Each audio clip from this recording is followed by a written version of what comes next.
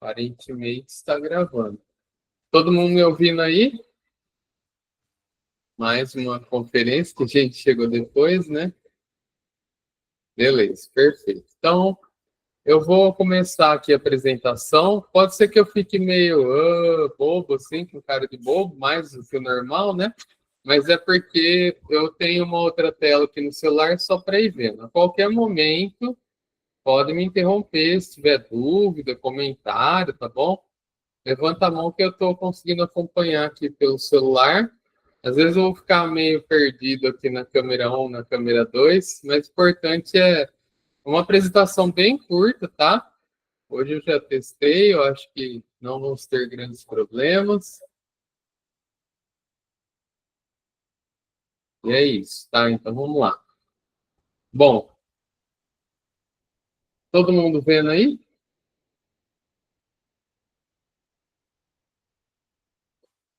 A apresentação? Sim?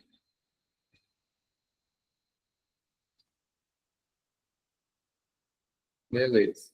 Ótimo. Tá, então hoje, pessoal, a nossa aula é sobre as normas da BNT. Então, que vem a ser essa tal formatação, né, da BNT? Basicamente isso, formatação. Quando a gente fala de forma, se a gente pensar nas formas geométricas, né, inclusive as meninas falaram um pouco disso semana passada aqui, justamente a gente já tem uma ideia. Quando eu falo um triângulo, vem na cabeça. Quando eu falo um círculo, vem na cabeça da gente. Quando eu falo que eu tenho um copo, eu sei do que eu estou falando também. Então, a identificação, né, é justamente o principal objetivo da gente formatar um texto. A gente falou um pouco dos formatos semana passada, que cada texto vai ter o seu jeitinho, a sua carinha, assim como a gente.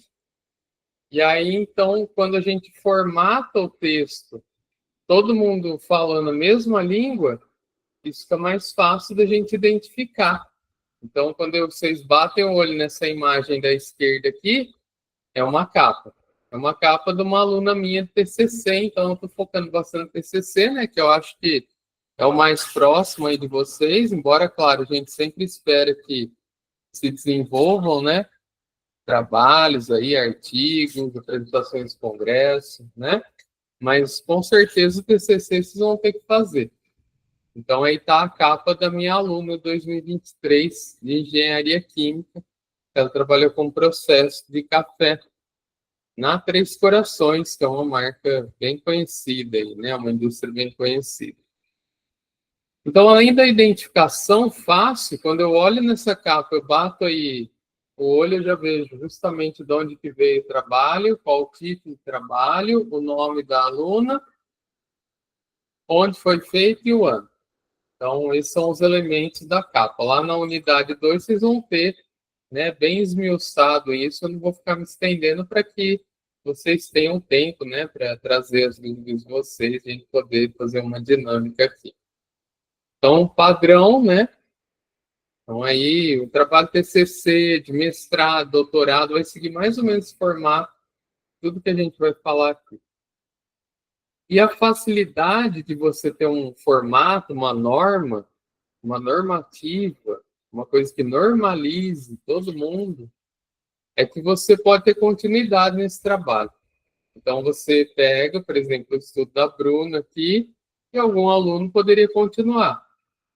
Então, ela teve alguns resultados, a pessoa ia ler esse texto e daria continuidade. Ah, mas em quê? No processo da torra, por exemplo. Né? Qual é a influência da torra em tal aspecto? Então, o que dá para melhorar na torra? E aí a pessoa vai lá nas sessões, que a gente vai falar a seguir, vai identificar ali uma continuidade que a Bruna deixou em aberto e vai poder fazer um trabalho adicional. Né? A ciência avança sim. A gente falou um pouquinho sobre isso na aula passada também. Quando eu faço um trabalho bem organizado, esse já é de uma outra aluna minha, TCC, Na verdade, eu fui banca dela, né? Eu não fui orientador, fui co-orientador. Foi, acho que sim, já não lembro. É que eu participei bem ativamente, que ela foi uma aluna muito próxima, e ela participou do meu projeto. Foi a minha primeira aluna do projeto Ciência e Moagem, Ana Paula. Hoje ela está em Sorriso, está atuando já na área de fertilizantes. E aí está aí um trabalho bem formatado, né? Você vê o texto normalizado, né? Essas extremidades bonitinhas, sim. Tem uma coisa que eu me dava agonia quando o aluno entregava o texto alinhado à esquerda. Ou seja, ele copiava e colava muitas vezes, plágio, né? E além de tudo, não formatava. Então, quando eu pedia relatório, por exemplo, das disciplinas de química, o pessoal fazia muito isso.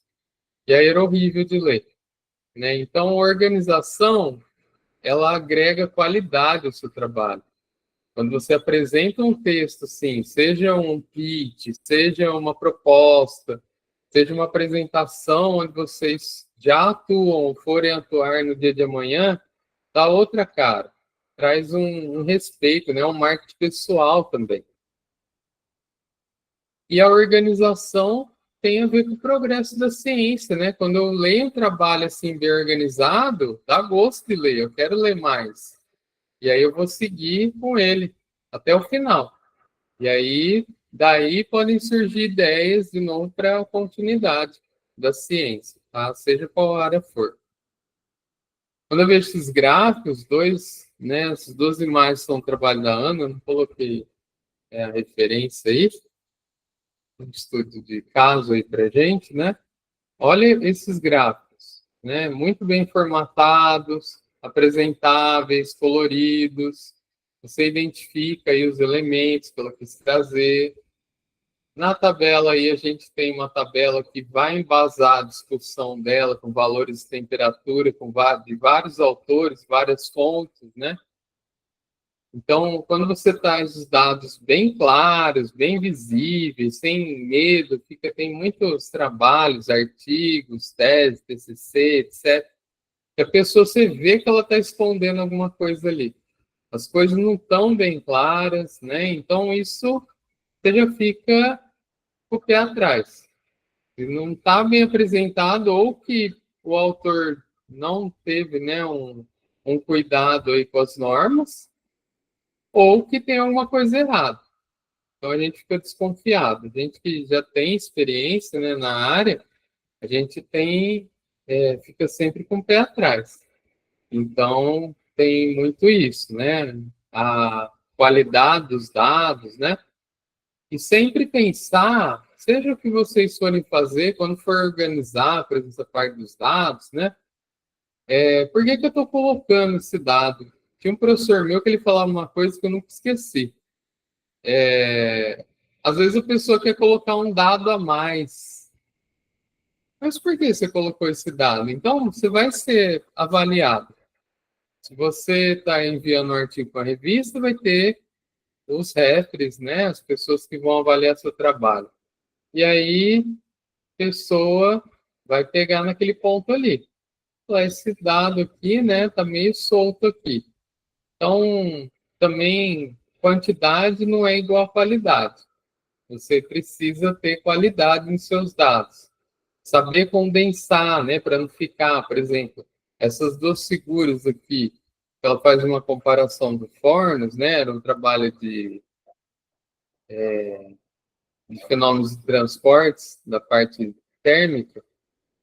Então, ela condensou aí, fez uma comparação que você bate o olho e você consegue ver a comparação. Agora, tem gente que ia pegar e fazer vários gráficos, já vi em trabalhos, né? Faz um gráfico, por exemplo, para cada temperatura.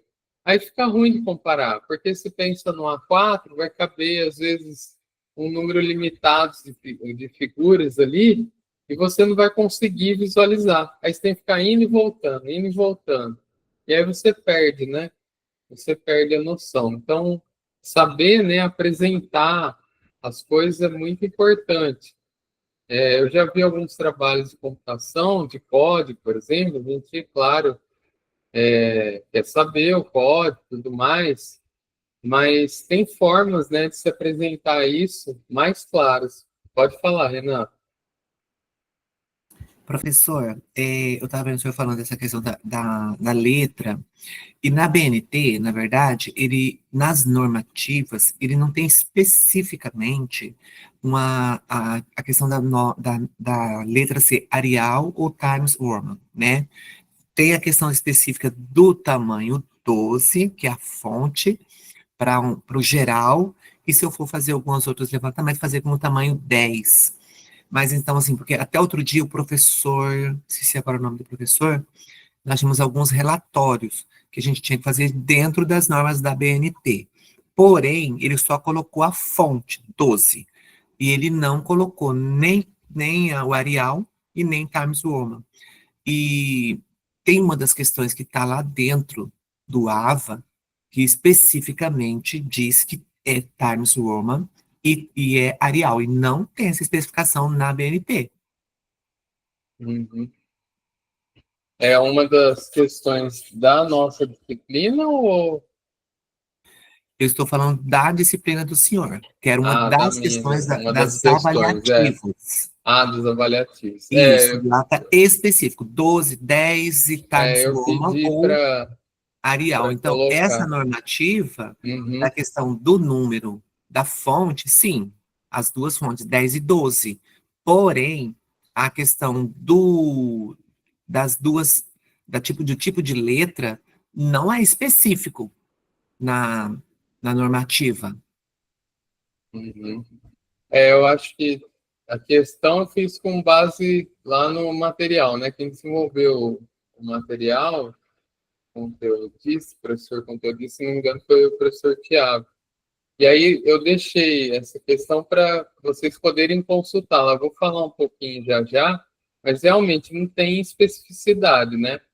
E eu acho que no resumo eu pedi só para ficar uma coisa normalizada, justamente, né? Porque por não ter, né, na BNT uma indicação específica, para depois os tutores ficarem mais fáceis eles poderem corrigir isso, tá? Ficar mais apresentável, tá? Mas realmente, não existe, eu vou chegar já na fonte, não existe uma normativa quanto ao tipo de fonte, né? Ao tamanho é questão da legibilidade, né, da letra. Então se escolhe 12 e 10.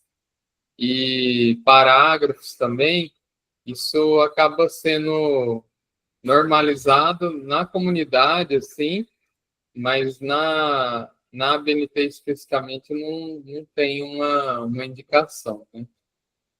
Normalmente, quando você vai escrever o TCC, por exemplo, ou nem eu pedi o resumo, se eu não me engano, eu pus lá a questão da fonte também, porque a própria unidade que definiu as regras daquele trabalho, um resumo de congresso, eles vão colocar justamente essa parte aí de tamanho de fonte, tipo de fonte, para depois ficar todos os trabalhos normalizados, tá?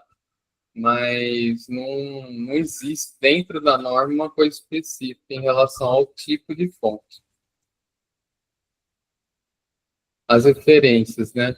As referências é onde a gente termina o nosso trabalho, né? Então, as referências no formato das normas técnicas brasileiras, quando você vai bater o trabalho, né? Bater o olho no trabalho, no TCC, na dissertação, na tese de doutorado, você vai olhar esse formatinho que está aí, também do trabalho da Ana Paula, você vai identificar os elementos ali, né? Então, aí, inclusive, tem alguns errinhos aí, porque não era a versão final, né?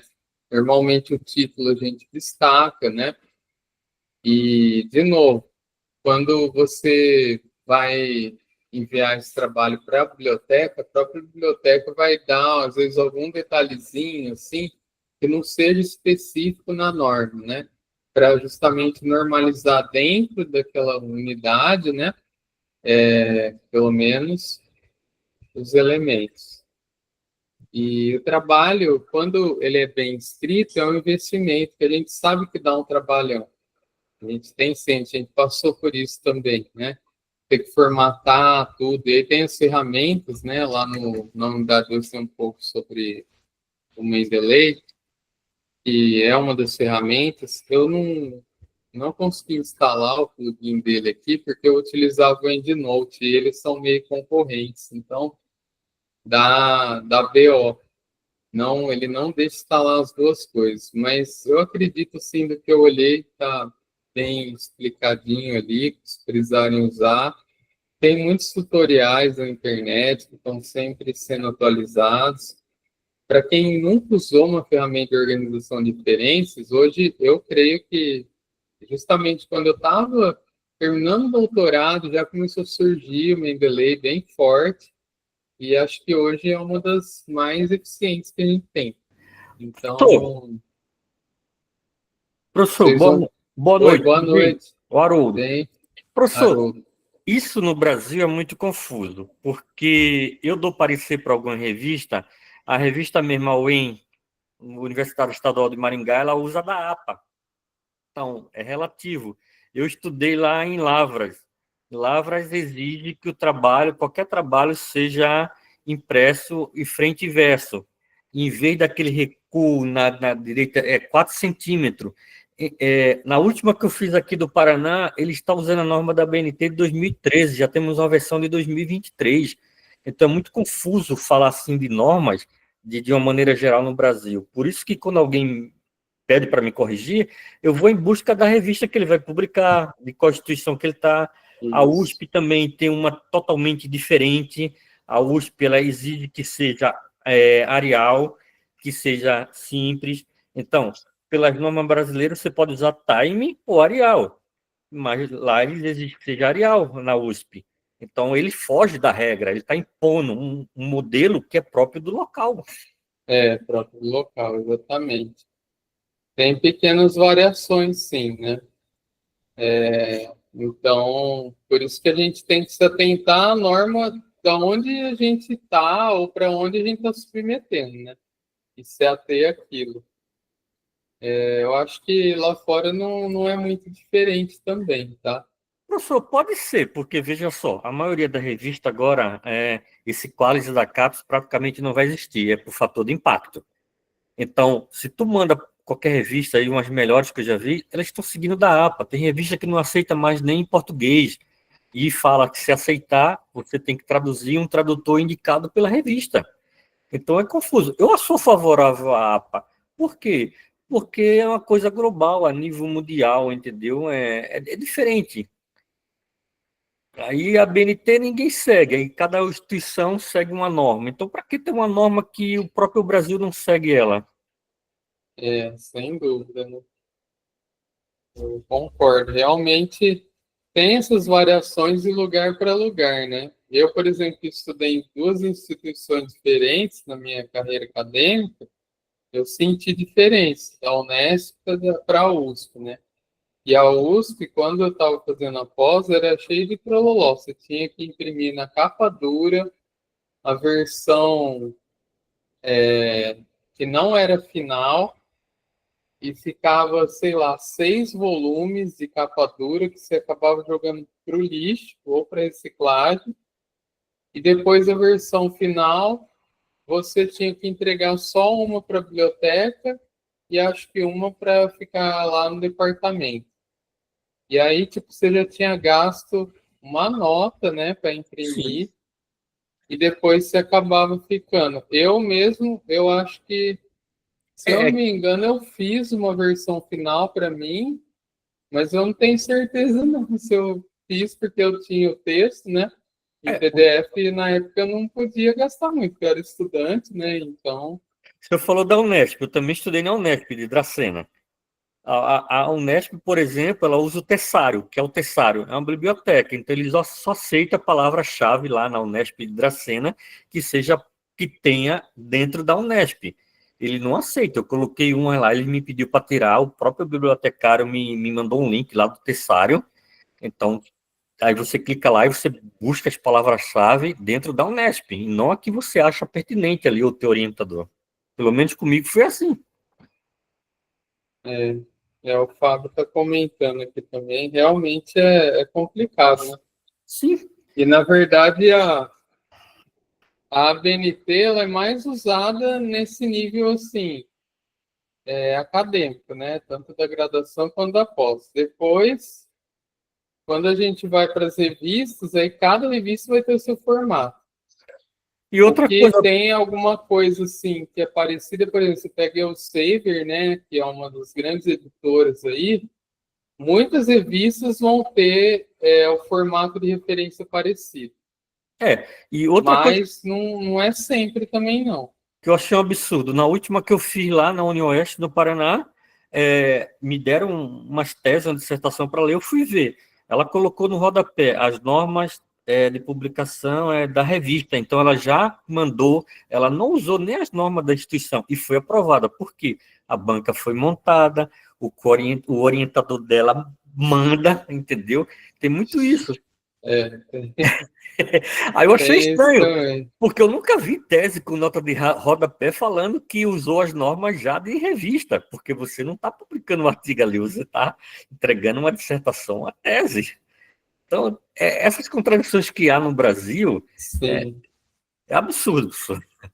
E tem uma coisa também que, quando eu já estava no final do doutorado, depois eu fiquei ainda um tempo no pós-doc, acompanhava os que estavam fazendo a pós na época, eles estavam tendo um movimento na USP de induzir a se escrever tanto a dissertação quanto a tese no formato de artigo, que é para induzir a produção científica. Porém, fica essa confusão do formato, né? Porque aí o aluno de um orientador que é bem produtivo, ele já vai ter os artigos, eu acho que tem exigência de publicar um artigo para defender no doutorado, e às vezes a pessoa tinha mais que um.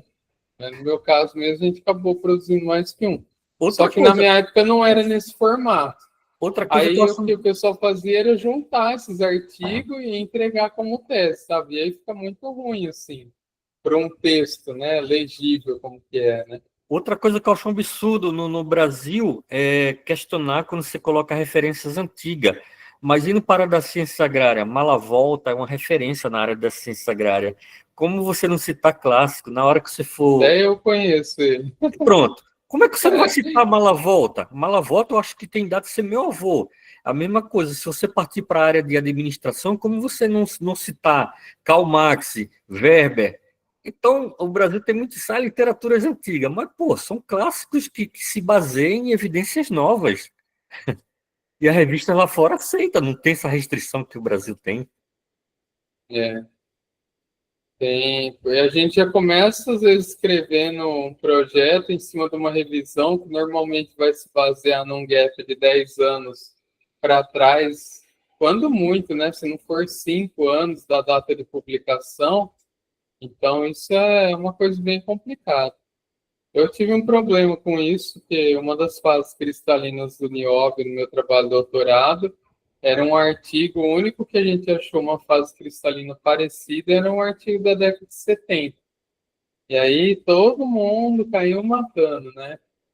Que é muito antiga essa referência, que os dados de raio-x eles não têm uma qualidade, mas, cara, eles tinham na época e ninguém conseguiu bater, né? Então, a gente acabou tendo umas coisas lá, mas a gente conseguiu isolar uma fase cristalina, que é muito difícil fazer isso, para você publicar um novo artigo sobre isso, né? Pelo menos até na época que eu estava lá.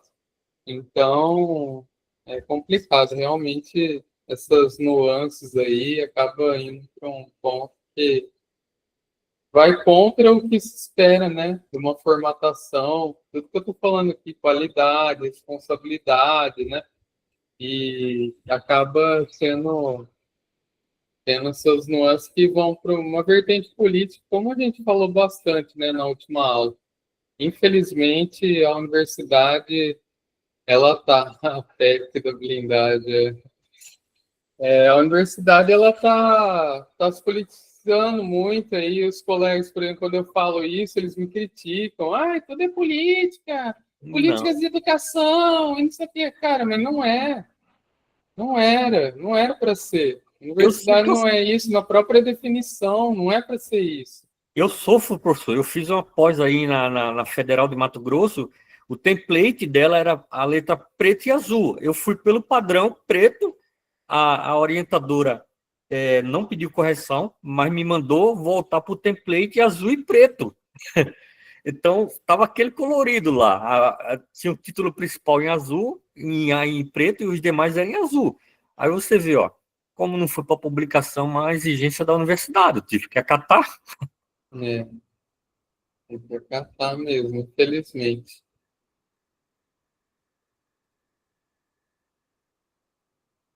Bom, aqui, pessoal, os elementos, né, do TCC que eu falei que ia ser o grande ponto aqui dessa introduçãozinha, né, essa aulinha curta.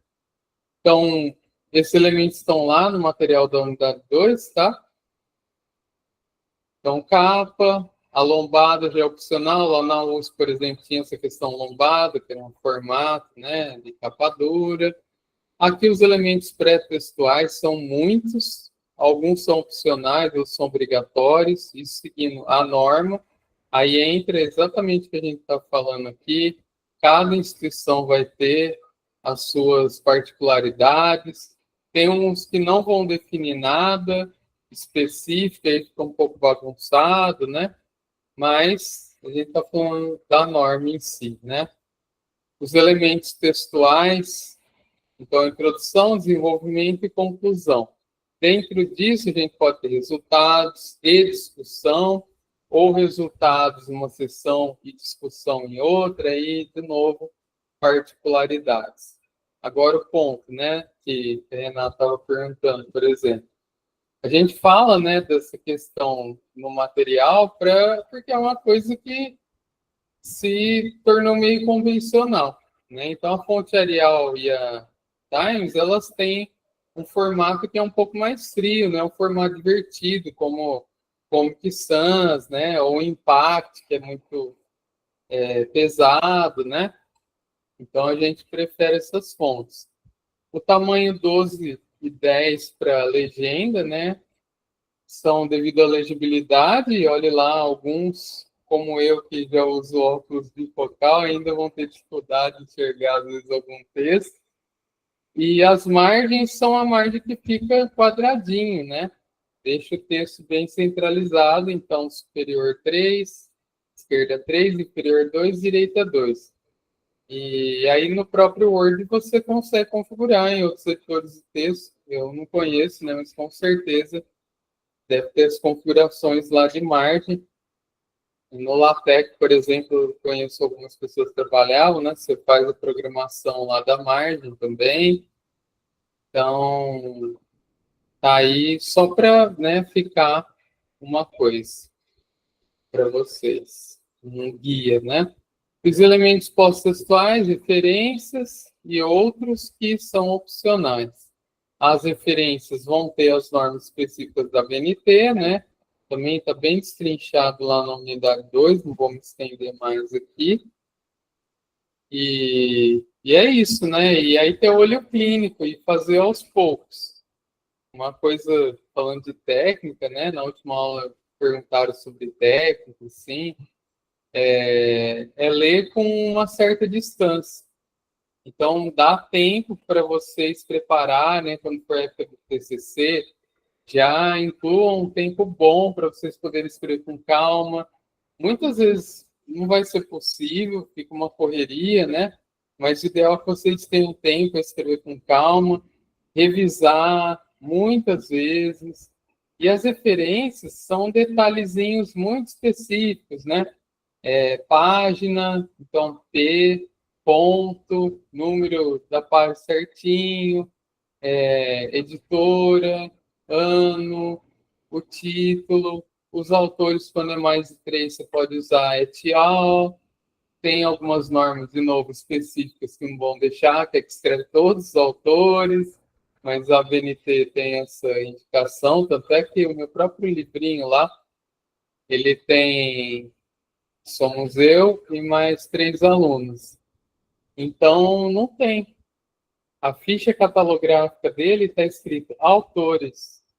Não tem nem o meu nome, nem dos alunos. Então, aí já me questionaram em relação a isso.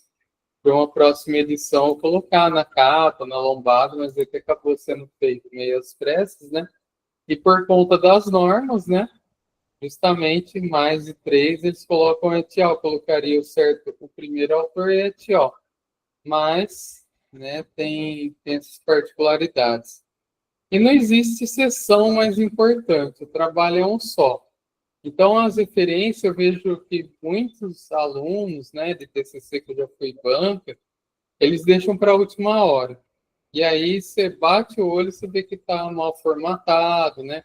Que não foi dedicado um tempo ali, capa. Então, pô, a capa, ela é muito importante. Você pega um erro grosseiro na capa, assim, já fala, nossa, o cara não dedicou aqui, né? Então, você vai ler o resumo, tá fora da formatação, tá com espaçamento errado, né? Tá tudo grudado, o texto, não consegue ler direito. Então, tudo o conjunto do trabalho, né, de vocês, vai gerar um produto final que vai agregar tudo isso. Então, sempre tenham em mente isso. Quando estiver escrevendo qualquer texto, não existe um ponto que é mais importante. Tudo é importante, tá? E deem o melhor que vocês puderem, né? Eu vou tirar aqui a apresentação, porque você não sabe quem está lendo. Pode ser uma pessoa que quer dar uma continuidade nesse trabalho, uma vez, por exemplo. O meu trabalho de mestrado, eu fiz um estudo sobre ácidos carboxílicos durante o processo de compostagem de lixo doméstico. Na época, foi um trabalho muito problemático. Esses ácidos eram danados, eles eram muito voláteis. A gente teve bastante dificuldade de finalizar o trabalho, teve questões técnicas também, enfim.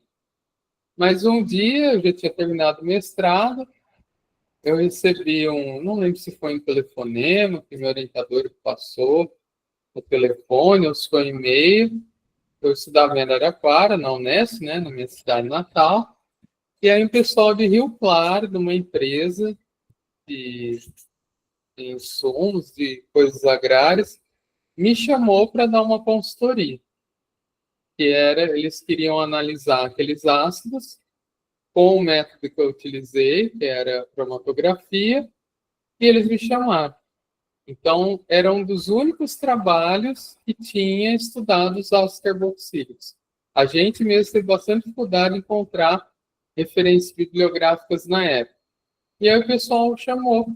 Eles falaram, foram bem claros, né? A gente não pode pagar nada, mas a gente vai pagar passagem, alimentação, a gente pode te dar um certificado, né? E você vai passar um dia aqui e, se for necessário, também vai ter hospedagem. Então eu fui e foi maravilhoso. Então, apesar dos pesares que chegou no final do mestrado, assim como acontece com muitos, e talvez aconteça com alguns de vocês no TCC, a gente já está aqui, ó, não aguenta mais ler aquilo, a gente já está cansado, a gente está sendo cobrado de prazo e a gente tem que finalizar aquilo. E às vezes a gente finaliza. Só que às vezes a gente não dá o valor devido para aquilo, né? Então, o trabalho, a gente tem que lembrar que está o nosso nome lá na capa, né? E que no dia de amanhã pode acontecer uma coisa assim. Eu, eu gosto, né? Eu deixo marcado lá no ORCID, em outras bases, né, de dados, ativado quando me citam. Então, quando é citado um dos meus trabalhos, eu recebo notificação por e-mail. Puxa, isso é indescritível. Quando vocês passarem por isso, vocês vão poder sentir isso, né? Como fala? A gratidão, né? De você ter se dedicado naquele trabalho, se envolvido, ter escrito ele bem, para que ele fosse reconhecido no dia de manhã e você se sente parte realmente do processo, né? Do método científico. Então, às vezes, uma dissertação também, dissertação minha dos ácidos carboxílicos, fora essa consultoria, né?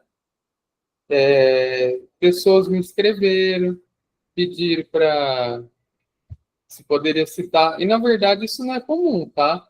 Na verdade, o trabalho está ali publicamente. A gente não conseguiu publicar numa revista de alto impacto na época. Ah, sim, faltou isso aqui, peraí. Faltou um pedacinho aqui. Uma última coisa, vou voltar aqui, que é justamente escolher uma revista legal para vocês publicarem. Nem sempre isso é possível. No caso do meu mestrado, por exemplo, a gente publicou numa revista lá da Unesp mesmo, uma revista interna que é eclética. Depois veio um editor muito bom e ele acabou dando um up na eclética, mas na época era uma revista fraca, né? Não era uma revista 1. Então, quando for escolher onde for publicar, no caso de artigos científicos, escolha revistas que tem revisão, né, por pares. Eu recebo, hoje mesmo, juro para vocês, hoje mesmo eu recebi um convite para publicar o que eles pegaram nos anais lá da mostra de extensão, o nosso resumo do Ciência em Moagem. Olha, venha publicar a nossa revista. Meu, a revista A4, eles querendo que eu pague R$700 para publicar o artigo. Nem pensar, nem pensar. Eu nunca paguei para publicar.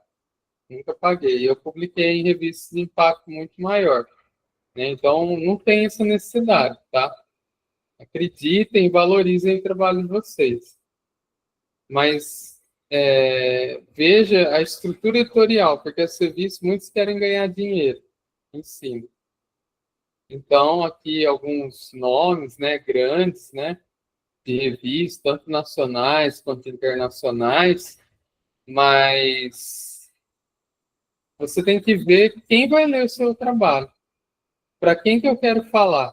Então, isso é fundamental na hora da escolha da revista. E dentro de um único trabalho, por exemplo, doutorado, dependendo da linha que ele vai, né, falando um exemplo meu, caso, né, você, às vezes, vai publicar em várias revistas, uma partezinha em cada um. Então, tem que ver a relevância na área, né, que a revista tem. Tem que ver os índices, quais, casos, porque acaba sendo uma moeda dentro da universidade e tem maior visibilidade para a gente por conta disso. Isso é uma revista indexada nessas grandes bases aí, Cielo, Scopus, Web of Science.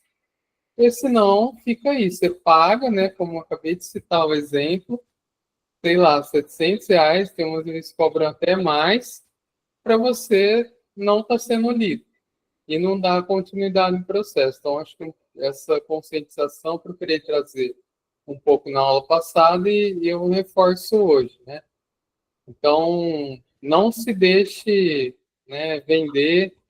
E também o oposto também não é verdadeiro. Mesmo que você tenha muitos dados, por exemplo, eu tive essa oportunidade, né? Fico muito grato por isso.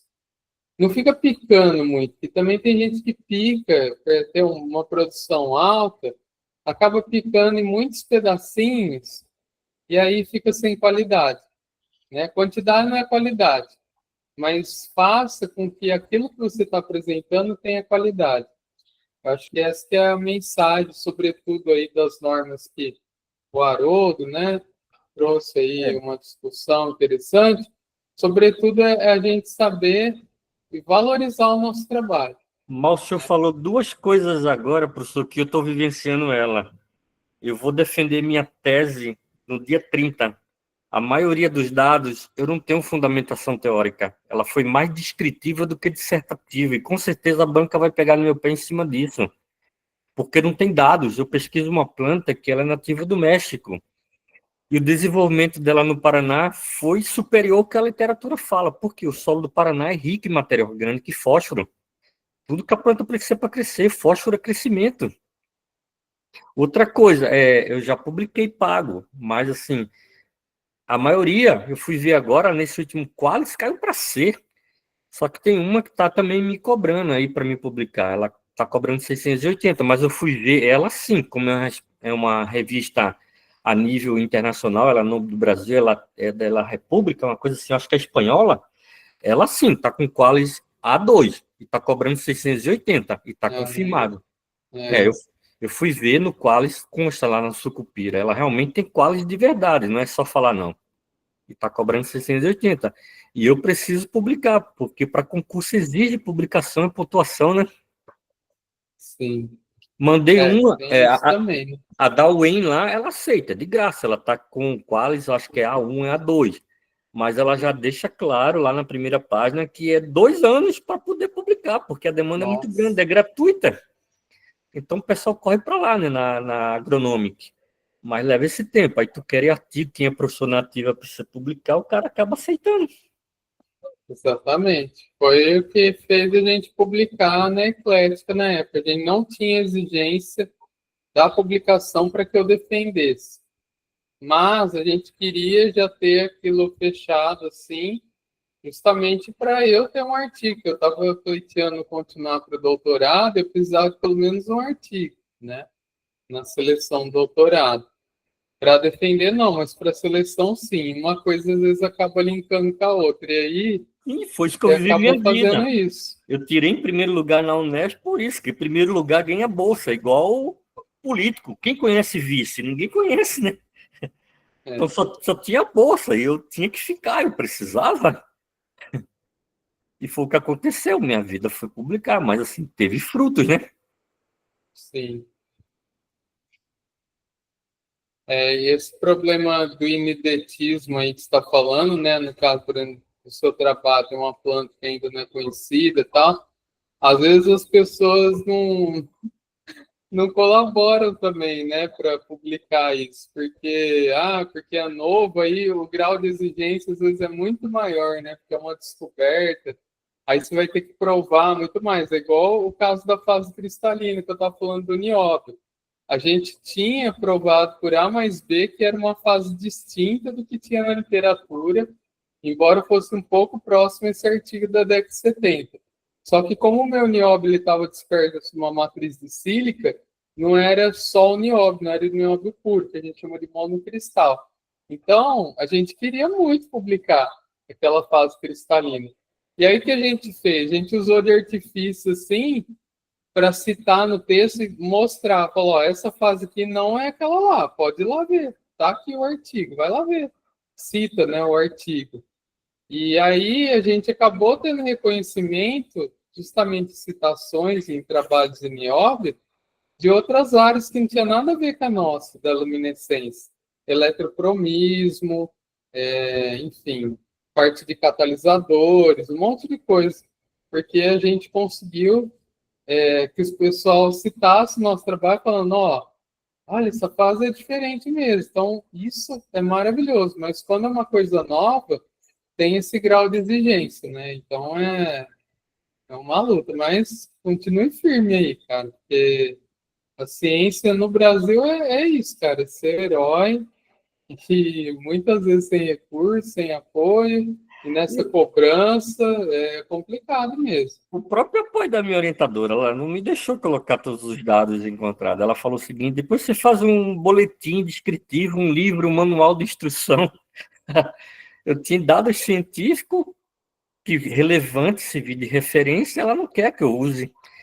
Porque no Brasil tem muito isso, né? Se você não tiver uma literatura que fala que foi parecido, mas assim, eu acho que quando você vai para outro meio da ciência e da química, é aceito descoberta. Só que em algumas coisas não são aceitas no Brasil. Aí isso é que revolta, professor, ser pesquisador no Brasil. Nem me fala, porque eu, sinceramente, eu estou falando, é o famoso faço o que eu digo, não faço o que eu faço. Porque hoje, eu não faço pesquisa na UFMT. Eu meio que abri mão. É que nem aqui. Por uma série de coisas, né? Eu já sei o que é que eu vou fazer do meu TCC. Eu vou criar um biopolímetro, um biogel vegetal. Eu já tenho tudo descrito. Mas aonde é que eu vou fazer isso, no laboratório? Exato. Aí, será que a universidade aí vai dar apoio para me fazer?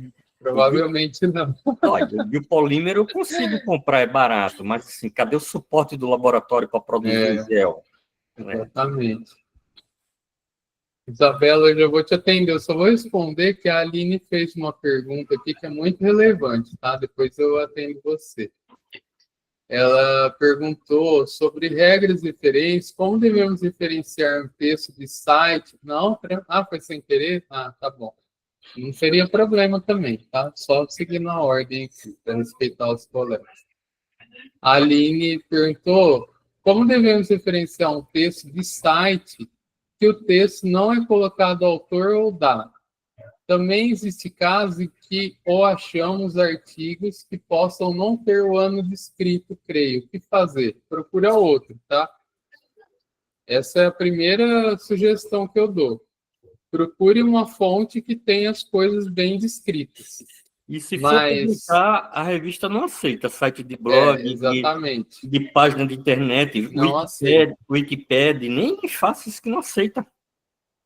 É porque, às vezes, trabalhos, né, por exemplo, alfabetização científica, tem alguns artigos aí que o pessoal publica em periódicos que são muito fechados da própria universidade. Deixa eu te falar, se você vai lá pegar a cerveja mesmo, você já poderia pegar o professor Hernani também, né? Que daí eu vou aqui pelo outro lado. É possível? Ali no hotel na rodoviária, pertinho, bem na frente? Oi, não entendi.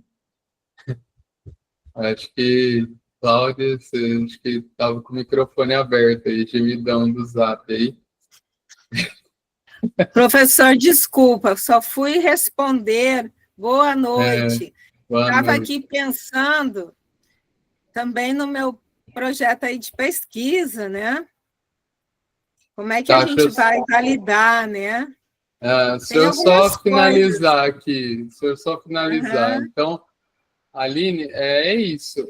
Não procura outra referente sempre, tá? Evita, na verdade, site. Às vezes tem artigos que são muito bem escritos, só que são de periódicos muito fechados da própria universidade, e aí às vezes não tem autoria, às vezes tem um texto em pedagogia, eu leio muita coisa interessante já por aí, de alfabetização científica mesmo, só que isso para você escrever um artigo depois não vai ter validade, porque as revistas são bem exigentes nesse ponto, né? Precisa ter autor, precisa ser ano, né? Então, isso que é complexo, né? Quando você não tem algum dado ali, seja ano, seja autor, procure outra fonte. Eu acho que essa é a melhor indicação que eu posso dar. Mas, por acaso, não achar mesmo, por exemplo, essa questão da revista aí que eu falei da fase do Nióbio, era difícil porque era uma revista em alemão, não fala alemão, e não achava esse artigo, porque a maioria das revistas indexadas é em inglês. Então, eu não achava. Aí eu fui conseguir, por um comute de uma biblioteca, uma cópia, só para ter, assim, caso a revista que a gente enviasse, né, o periódico pedisse, porque às vezes eles pedem. Quando é artigo muito difícil, sim, eles vão pedir, né? Assim, da ONU, aí a ONU não vai ter uma autoria, isso pode citar a organização, né? Então, é uma fonte mais confiável, né? Mas o ideal é você pegar um ponto ali que está sendo discutido de um outro artigo, principalmente se for, como o Haroldo bem destacou, para você enviar para uma revista. Há uma fonte que é viável, professor, e eu gosto dos artigos dela, é a PubMed. PubMed, só que você não pode digitar em português, porque ela, como é a nível mundial, você tem que digitar a tua busca em inglês. Ela traduz depois os artigos, né? Tem a opção de tradução, mas ela faz uma busca e som confiável, de revista top. PubMed. Digita lá, eu quero ver questão ambiental. Digita lá em inglês, lá. Ela traz artigo de tudo que é lugar. Então, com Douyin lá, com tudo, porque o principal é o Douyin, né? Você clica no Douyin, ele já abre, aí você confirma, ele te joga para outra página, você consegue baixar. Tem uns que pedem para ter e-mail institucional, eu consigo baixar com e-mail da USP ou da outra universidade, aí você consegue baixar gratuito. A Aline está perguntando do ano aqui, e é a mesma coisa, né? Às vezes você vai ter que procurar outra fonte mesmo, sabe? Procurar as palavras-chave que você está trabalhando, está sendo trabalhada ali naquele artigo, e ir numa base de dados dessa, na Web of Science, o PubMed, o Haroldo trouxe aqui, agradeço, né, a contribuição, a própria CAPES, né, embora seja um pouco restrita, para você buscar, ou o próprio Google Acadêmico.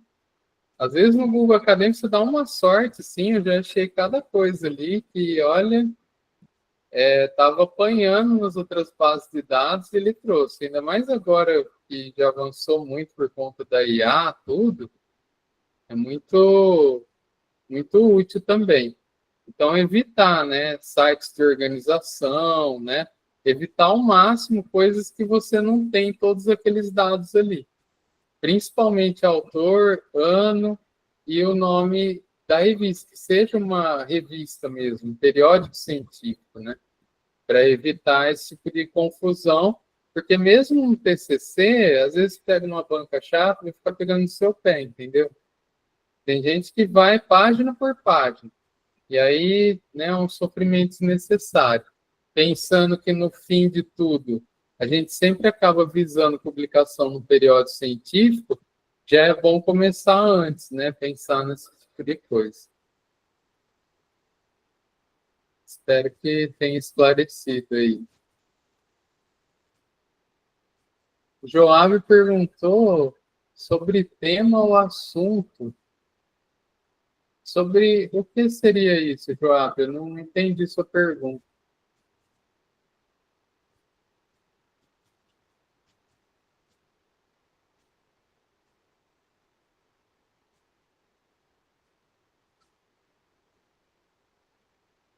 Para o TCC, tem que ver as normas que está. Eu acho que no próprio PPC já tem as normas para o TCC. No PPC, Projeto Pedagógico de Curso, que está lá no site da instituição, dentro do curso do BCT, você vai encontrar a versão do PPC mais atual, Projeto Pedagógico de Curso. Lá dentro já deve ter as normas do TCC. Caso não, aí tem que entrar em contato com a coordenação para ver as normas do TCC. Normalmente são assuntos ligados, né, à temática do curso, tá, para desenvolver. Então, porque senão fica muito, você não viu, não tem TCC.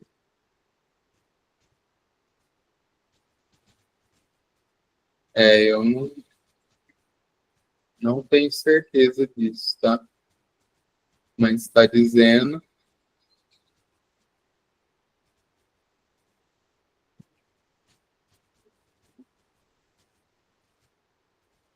Talvez também Joab esteja perguntando em relação ao projeto também, né, integrador, outros tipos de avaliação vocês tenham, né? Eu fiquei de consultar o PPC, mas não consegui fazer isso essa semana, pessoal. Peço desculpas aí, mas estava terminando o semestre lá dos meus presenciais, eu terminei de fechar notas ontem de manhã. Sim, PPC e TCC são distintos. PPC é o Projeto Pedagógico de Curso, são as regras do curso de graduação. É a primeira coisa que a gente manda para o MEC quando vai abrir um curso. Tem que estar dentro de normas específicas do MEC. E o TCC é o trabalho de conclusão de curso, que normalmente é o trabalho necessário para você concluir o curso, justamente. Né? Que normalmente é no penúltimo semestre.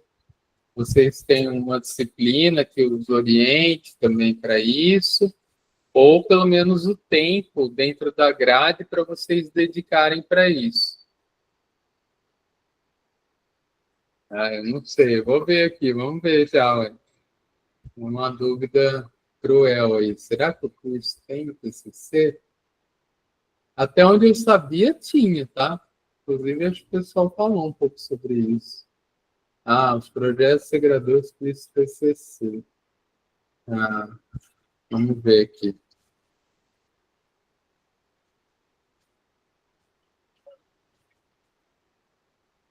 Tem algum tutor, coordenador ao vivo aí, se quiser ajudar aí nessa informação, tá? Pode falar, tá?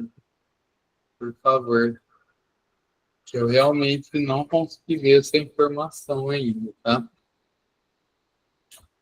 Muito sobrecarregado esse final de semestre. Professor, eu Oi? não lembro agora de início, assim, bem certinho, mas nas normativas, no início, quando a gente fez as inscrições para o curso, se eu não me engano, nós não teremos TCC, nós vamos ter, acho que é tipo um artigo. Quando eu fiz na UFMT licenciatura, eu também não tive TCC, foi um artigo.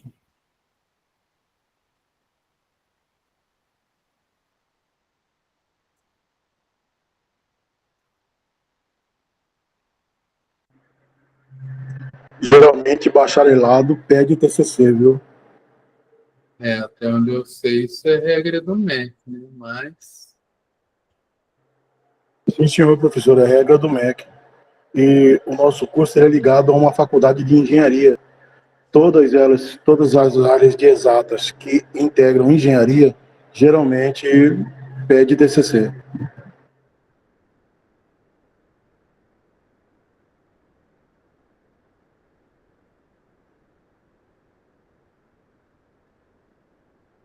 O Aramis está compartilhando aqui do PPC. Tá? Não há exigência de trabalho, conclusão de curso, estágio profissional não é obrigatório. Porque essa que é Sim, a geralmente questão, né? essa é a questão, viu, professor? Estamos inseridos dentro da faculdade de engenharia, né? E todo curso gerado dentro de faculdade de engenharia, eles pedem TCC, estágio obrigatório, essas coisas assim. Dentro dos nossos cursos de engenharia é exigido, né?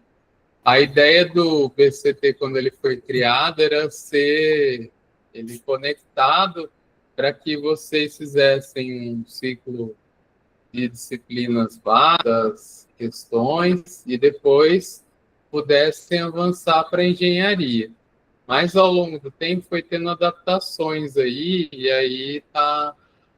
Por isso que eu precisaria realmente me atualizar para dizer com mais Joilson, autoridade. dentro do nosso edital, se eu não me engano, estava descrito isso aí. Não vai ter, se eu não me engano, o LIG não é TCC, é outra coisa.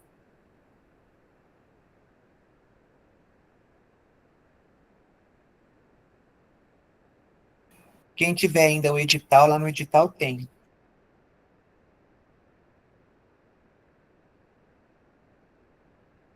Aí, essas dúvidas também vocês podem depois encaminhar para a coordenação, com certeza eles vão ter uma informação mais precisa aí. Tá? Mas em relação à aula de hoje, ou a aula passada, o material, tem dúvidas? Como que vocês estão achando? Estão entendendo? Esse é o momento para a gente interagir, tá? Já começou, na verdade, mas só para a gente focar aqui, que agora já são 8h30, né?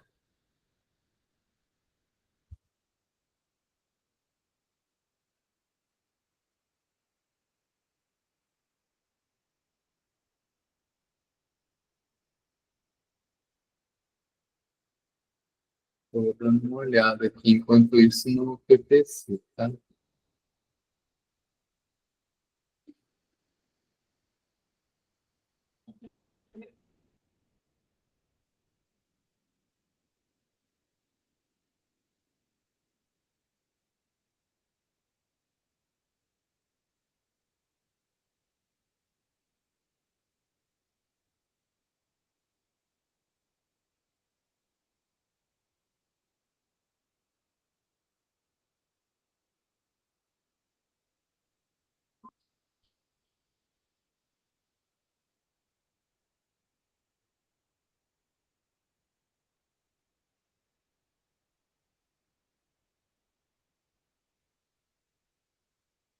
Do que eu estou vendo aqui, não tem. Vou mandar um link aqui no chat, tá?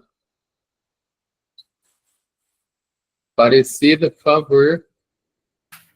Professor, eu olhei lá as horas complementares, no caso a extensão que a gente tem que fazer, e são 4 pontos, e lá diz que é obrigatório que a gente faça atividades nas 4 áreas. No caso, se eu me interessar em publicar um artigo, aqui na minha cidade, Confresa, tem o IF. Eu poderia publicar e valeria nota? No caso, contaria como as minhas horas complementares? Esses detalhes, cara, só com a coordenação mesmo, tá? Infelizmente. Porque, embora lá no PPC esteja que exista um corpo docente do curso de vocês, isso não está acontecendo na prática completamente, tá? Então, eu, por exemplo, eu atuo no campus Várzea Grande nos cursos presenciais. Eu estou aqui atuando como professor formador, como bolsista, né? Poderia ser um professor que não tem, inclusive, nada a ver com a instituição, mas, no caso, a gente que tem ministrado as aulas. Então, na outra turma, por exemplo, passada escrita, foi Tiago, que é professor de física nosso. Então, tem essas coisas, né? Então, por não estar integrado realmente ao curso, a gente vai pegando, né, procurando se inteirar, até porque, às vezes, as pessoas perguntam desse curso e tal, né, e mesmo antes de eu dar aula. Então, mas eu acredito que deva contar, sim, pelo menos como atividade complementar, eu acredito que sim, se não, como um produto, né, como um artigo acadêmico aí para você. Mas aí, no caso, como o senhor é o ministrante da disciplina de escrita científica, se eu fosse fazer um artigo, eu poderia pedir a sua ajuda, sua orientação, sua tutoria? Não. Tenho que encontrar outro professor. Isso, tem os tutores específicos, né, dessas atividades, seminário integrador, por exemplo, né? Então, e o orientador, no caso, teria que estar ligado ao trabalho que você está desenvolvendo, né? Então, você teria um orientador que independe da disciplina, não existe. O que poderia estar linkado em relação, talvez, ao seminário integrador, né? Ok. O professor não precisa ser exclusivamente doutor na área, não, né? Não, a princípio não. Ok, obrigado. Não. Guilherme, a gente tem os tutores, tá? Para tirar as dúvidas também, tá? Em relação ao gabarito, mas foi revisado, né? Quando foi colocada lá as questões, eu fiz a revisão das questões, então o que estiver lá deve estar correto, né?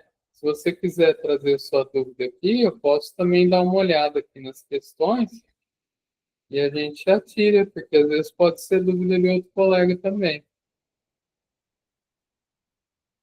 Eu vou abrir aqui o meu material.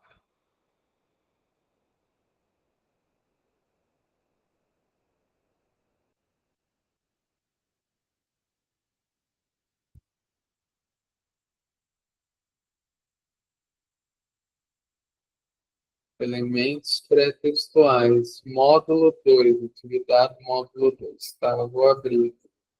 Espera aí.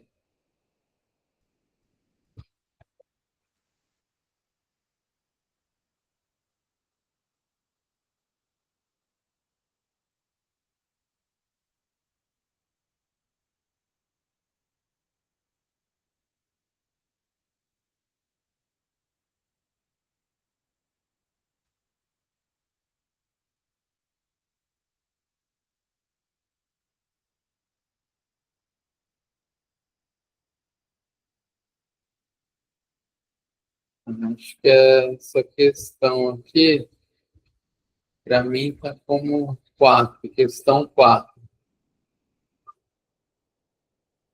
Em concordância com a NBR 6027 sobre as regras gerais de elaboração de sumários, assinalar a alternativa correta. Os elementos pré-textuais devem constar no sumário normalmente, como qualquer outra parte da obra. O sumário pode conter alguns elementos pré-textuais, desde que estejam organizados na ordem que aparece na obra. Os elementos pré-textuais não devem constar no sumário. O sumário... A correta é: os elementos pré-textuais devem constar no sumário normalmente, como qualquer outra parte da obra. Tá? Deixa eu pôr aqui o slide novo, nessa parte, os elementos pré-textuais.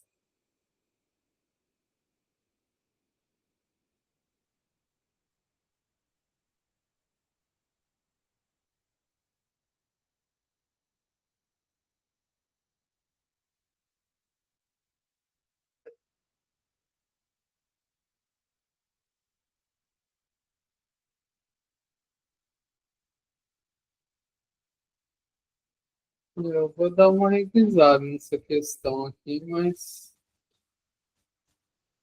tinha alguma coisa lá no material também que eu me baseei para escrever ela, né? Agora eu estou entendendo sua confusão aqui. Vamos ver aqui.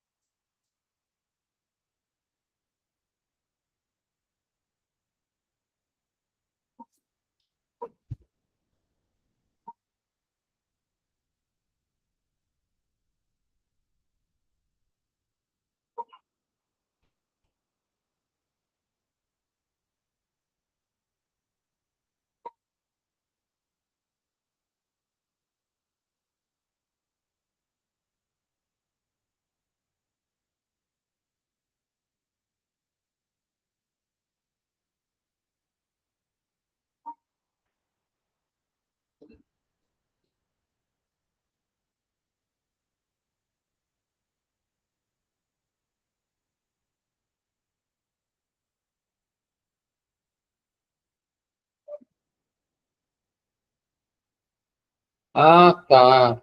Agora eu entendi.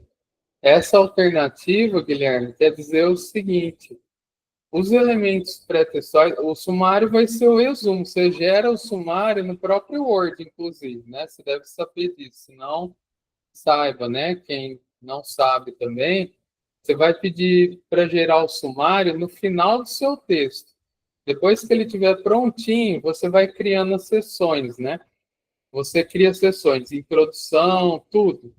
Inclusive os elementos pré-textuais, né? Então, alguns elementos pré-textuais, por exemplo, agradecimentos, epígrafe, eles podem constar no sumário. Lista de ilustrações, esse com certeza, tá? Se tiver a lista de ilustração, resumo vai ter, né? Lista de ilustração, lista de tabela, elas vão constar no sumário, tá? Então, como é isso que quer dizer alternativa. Os elementos pré-textuais, essa é a correta. Os elementos pré-textuais devem constar no sumário normalmente, como qualquer outra parte da obra. Quer dizer, tudo que tiver ali na sua obra de seções, você vai ter ele no sumário, né? Então, acaba constando sim. Porque, embora a lista de tabelas, figuras, etc., elas venham antes do seu texto, antes, às vezes, do sumário, inclusive, depender muito da organização particular aí, de cada lugar, mas pensando dentro da norma, você vai querer que tenha isso no sumário para o seu leitor poder ir lá, bater o olho e ver em que página que está a sua lista de tabelas, por exemplo, tá? Então, essa é a alternativa correta.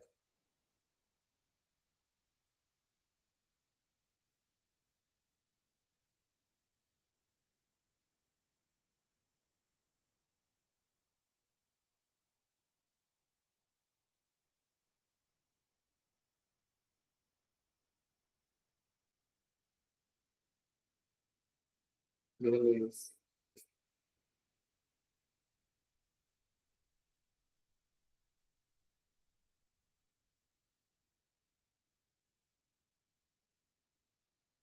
Hum,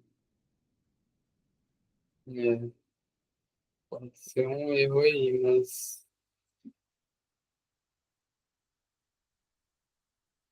como eu não fui o professor conteudista, né? Eu só dei uma olhada assim no material de modo geral, pode ser que algum detalhe realmente tenha passado, tá?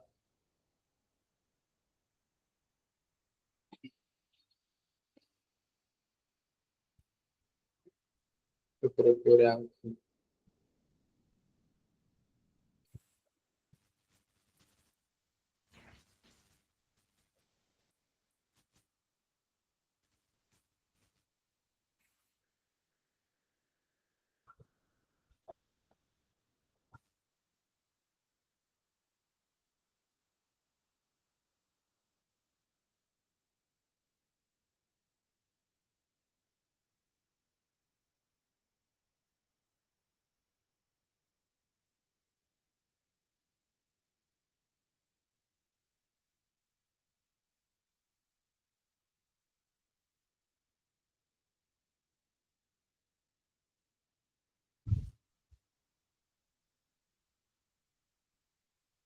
Na unidade 2 aqui eu não estou achando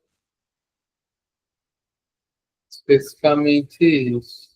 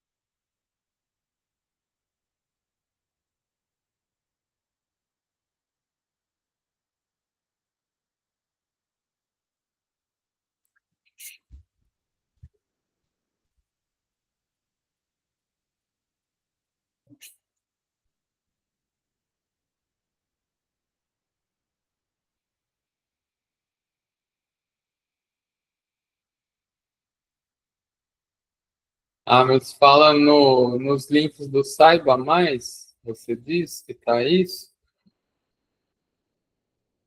Não no material base.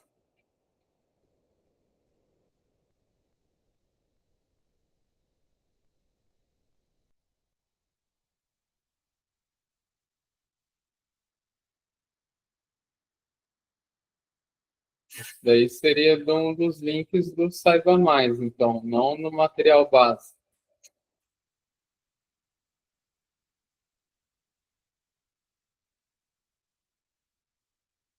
Porque se for isso, aí são essas inconsistências da BNT que acontecem, né?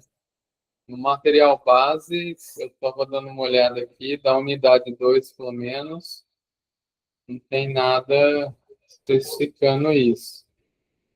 Agora, esse livro da BNT que eu disponibilizei é um livro bom, é um bom guia, mas aí pode já ter algumas especificidades, né?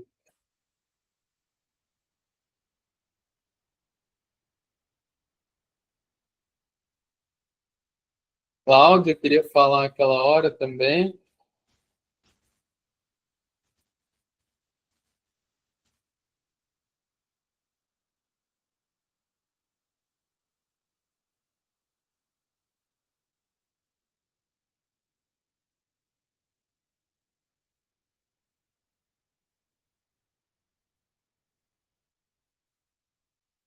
Ela não está mais.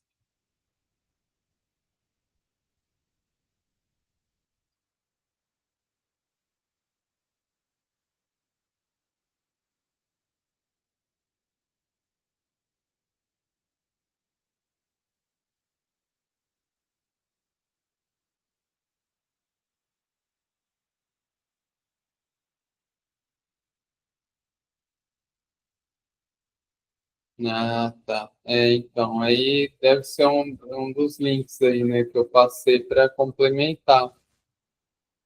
E aí é o que a gente comentou desde o começo da aula, né?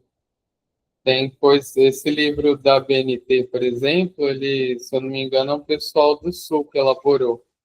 Ele é um bom guia. Eu usava ele, por exemplo, quando eu dava aula de TCC, lá no nosso curso, né, presencial. Eu utilizava ele como base para os alunos seguirem. Só que lá eu só utilizava esse livro. E aqui a gente tem essa apostila nossa, né, que foi desenvolvida aí pelo professor conteudista, e que também está um material muito bom. E aí você vê que realmente tem esses conflitos aí, né? Mas, de regra geral, no sumário deve constar, sim, os elementos pré-textuais, para justamente tudo que está ali. Às vezes tem gente que chega ao cúmulo de colocar agradecimentos no sumário também, tá? Aí eu já acho desnecessário. Aí começa justamente a entrar nas especificidades. Mas lista de tabelas e figuras, isso é muito necessário colocar, embora seja um elemento pré-textual, né? A partir do momento que você cria a seção lá no Word, por exemplo, né, que é o editor que eu uso, o sumário vai catar tudo que tiver ali que você definir como seção. Inclusive, às vezes, folha de rosto, agradecimento, tudo. Tá?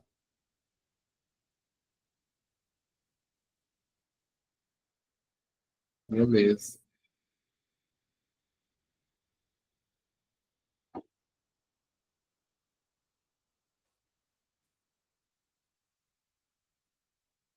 Pessoal, não esqueçam de aferir a presença de vocês, tá?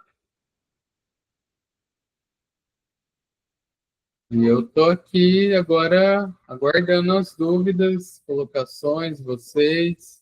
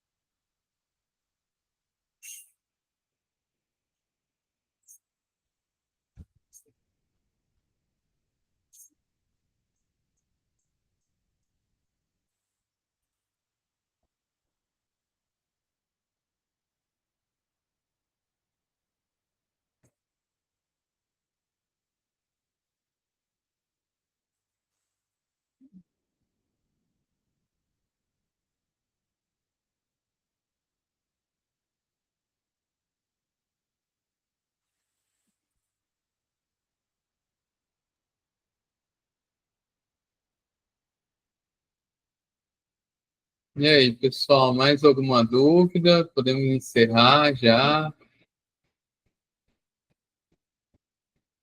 É, está.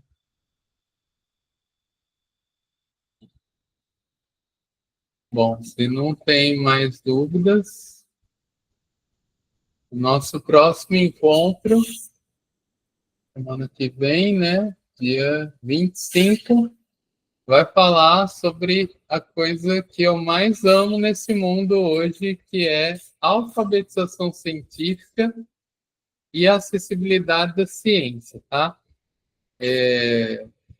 Leiam, né, o material lá, tá? Que eu passei, já está lá modulado na sala, já está certinho.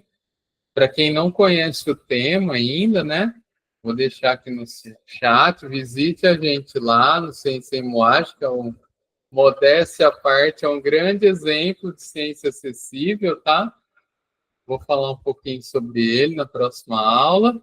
E também os links lá, né, que eu coloquei do Saiba Mais, para vocês se darem conta desse conceito que é muito importante, tá? Não é só porque eu amo, porque eu trabalho com isso que eu coloquei. Alfabetização científica, popularização da ciência e tecnologia são termos, né, são conceitos que são recentes, estão em alta, né? Então, políticas públicas, toda a questão de acessibilidade à informação, tudo tem a ver com isso.